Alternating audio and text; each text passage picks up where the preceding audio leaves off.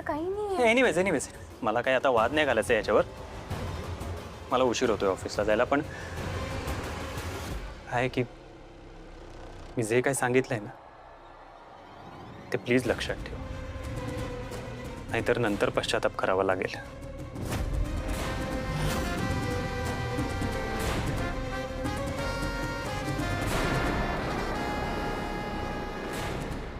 खरंच मी काही चुकीचं तर करत नाहीये ना? जर काही गडबड झाली तर प्रेरणाताईंसोबतची माझी मैत्री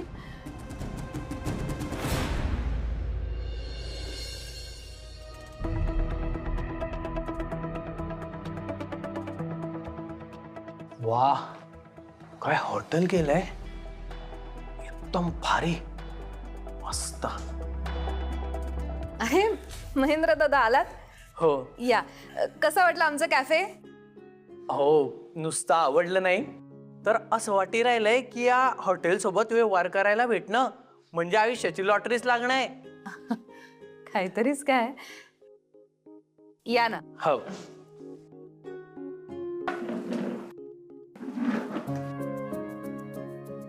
तुम्ही काय घेणार, चहा कॉफी? काही बी चालेल, तुम्ही द्यान ते. Raghu, yes ma'am. हे महेंद्र दादा आणि हा आमचा रघु. नमस्कार. नमस्कार. सरांसाठी कॉफी घेऊन ये आणि अजित सरांना पाठव. रघु पटकन पाठव जा.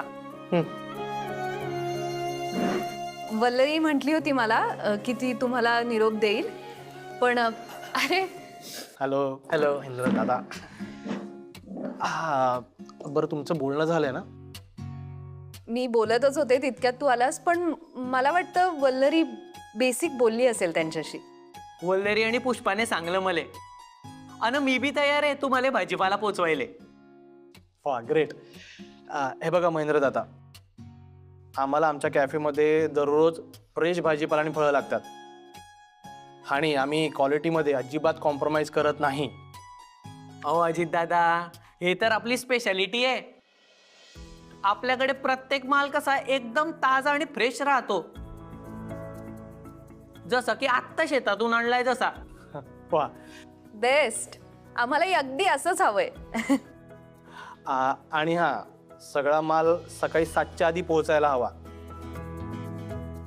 तो सगळा किचन मॅनेजर रमेशच्या ताब्यात द्यायचा आणि रजिस्टरवर एंट्रीज करायच्या.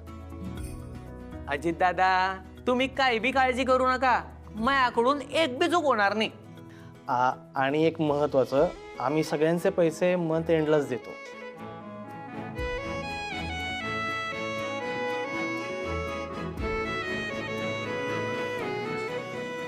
अरे कॉफी घ्या ना. अजित भाऊ,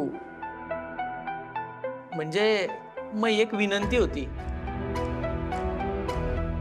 आपण कसा नवीन व्यवहार सुरू करी राहिलो ना, तर मला असं वाटी राहिलंय की तुम्ही टोकन म्हणून काही रक्कम मला दिली तर, म्हणजे 5,000 रुपये बी चालतील बुवा.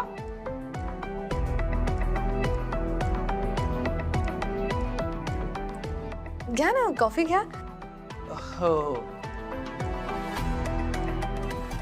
अजित, रघुनी बहुतेक काहीतरी घोळ घातलाय, जरा येतोस का 1 मिनिट? आम्ही आलोच. एकच हो. सेकंड.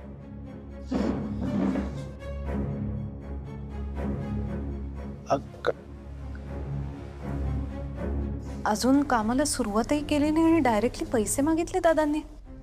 हा, मलाही थोडं विचित्र वाटलं, पण त्यांना खरंच माल खरेदी करायला गाडी भाडं पेट्रोलसाठी लागत असतील पैसे. हे सगळं बरोबर असलं तरी महेंद्र दादा कसा व्यवहार करतात आपल्याला काहीच माहिती नाहीये. त्यामुळे मला वाटतं नको द्यायला आपण त्यांना पैसे आत्ता. हे बघ प्रेरणा, आपण त्यांच्यावर विश्वास नाही टाकला तर त्यांना वाईट वाटेल आणि त्यांना खरंच खर्चासाठी लागत असतील पैसे. आपण देऊया त्यांना पैसे. ठीक आहे, तू म्हणतोयस तर देऊ.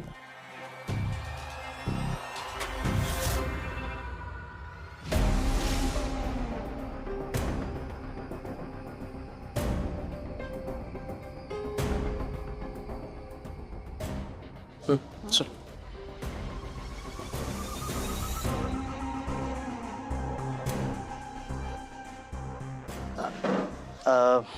हे घ्या 5,000 आहेत. आणि 2 गोष्टी लक्षात ठेवायच्या, क्वालिटी आणि वेळेवर डिलिव्हरी. अजित दादा, तुम्ही अजिबात चिंता करू नका. मी तुमचा विश्वास कधीच मोडणार नाही. बरं चला, मला निघावं लागेल कारण माल बी खरेदी करायचा आहे ना. चला.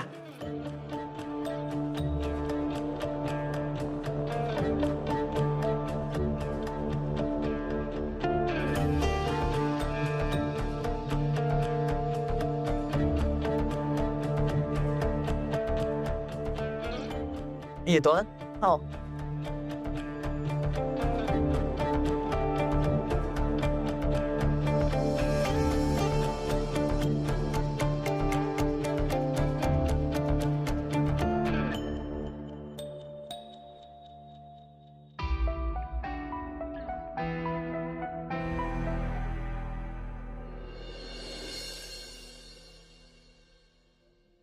काल रात्रीपासून मखराची तयारी चालू आहे पण मखर काही करून होत नाहीये. त्यात अजित पण बघ ना कॅफेला निघून गेला. अहो प्रेरणाताई, जाऊ दे त्यांना कॅफेला. गणपती आहेत म्हणून काय ते कॅफेला नाही जाणार का? गणपती आपण आणणार आहोत ना, मग मखर बनवण्याची जबाबदारी पण आपलीच. आता आपण हे करतोय म्हणून ठीक आहे, पण माझ्या डोक्यात काय आयडिया आली होती माहिती का? म्हणजे असं काहीतरी लार्जर दॅन लाईफ करायचं. म्हणजे लहानपणापासूनच ना मला असे ते हलते देखावे असतात ना, त्यांच्याकडे असं खूप आकर्षण आहे माहितीये. म्हणजे मी बाबांसोबत जायचं ना बाहेर, तर मी ते हलते देखावे बघत बसायचे. माझ्या डोक्यात ऍक्च्युली तो प्लॅन होता माहितीये. म्हणजे आता मला सांगा, देव कुठे असतो? स्वर्गात, बरोबर? स्वर्गात काय असतात? ढग है ना, ढग असतात. आणि डोक्यात तो प्लॅन होता की असा गणपती बरोबर सेंटरला आणि आजूबाजूला असे ढग हलताना दिसतात, असं लार्जर दॅन लाईफ वाटलं असतं है ना.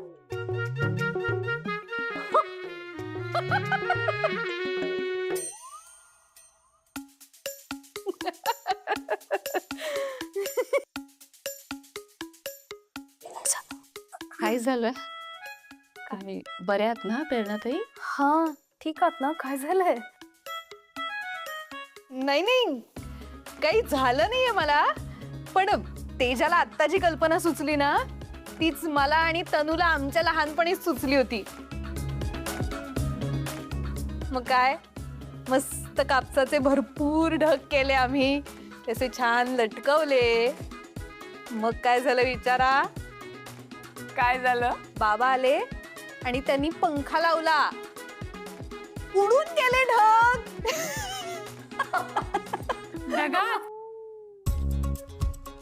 मग पुढे काय झालं? मग काय झालं म्हणून काय विचारतेस? माझ्या आईला ओळखतेस ना तू तेजा? इतरांच्या घरांमध्ये आरतीचा जेवढा मोठा आवाज नव्हता ना, तेवढ्या मोठ्या आवाजात माझी आई शंख करत होती. झालं म्हणजे इन शॉर्ट, ढगांचा प्लॅन कॅन्सल. हा मग ते नाही तर ऍटलिस्ट काहीतरी रिअलिस्टिक करायला पाहिजे होतं. नाही हो मायतेजा, काही बी नको सांगू. वल्लरीने जो सांगितलाय ना तोच देखाव करू आपण. वल्लरी ऐक, नाही तू ऐक वल्लरी. गणपती बाप्पाच्या मागे ते रिअलिस्टिक काय रिअल इस्टेटचं दुकान कसं वाटेल ते काही बी सांगते तेजा. एक मिनिट मी सांगते त्यांना. रिअल इस्टेट नाही हो, रिअलिस्टिक. रिअलिस्टिक म्हणजे वास्तववादी. यार मलाच सगळं बोलतात. राहू द्या हो देशात करा काम.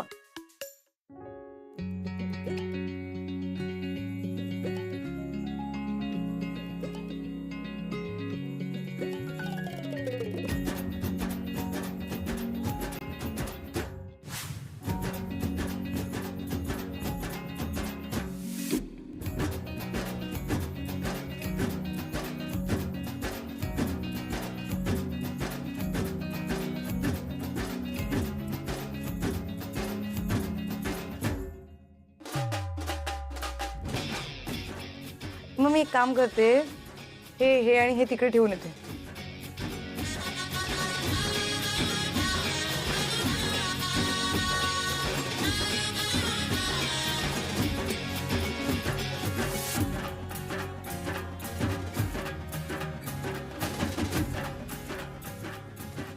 जरा करूया ना सोशल मीडियावर पोस्ट.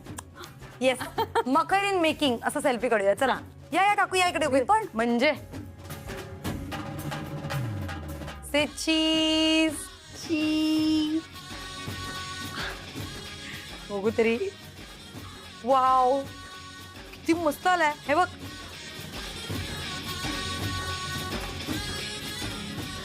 छान आलाय फोटो, पण हा अजून छान वाटला असता जर का यात मिठूताई आणि श्वेताताई असत्या.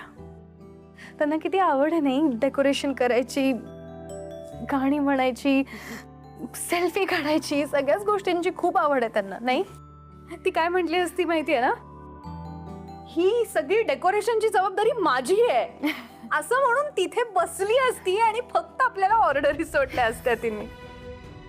गाणी म्हणून मात्र खूप एंटरटेन केलं असतं आपल्याला. जाऊ दे ना, त्या नाही आपल्यामध्ये, कशाला त्यांची आठवण काढायची. आपण आहोत ना सगळे, आपण करूया तयारी. म्हणजे आपण करूया ना सगळे मिळून तयारी.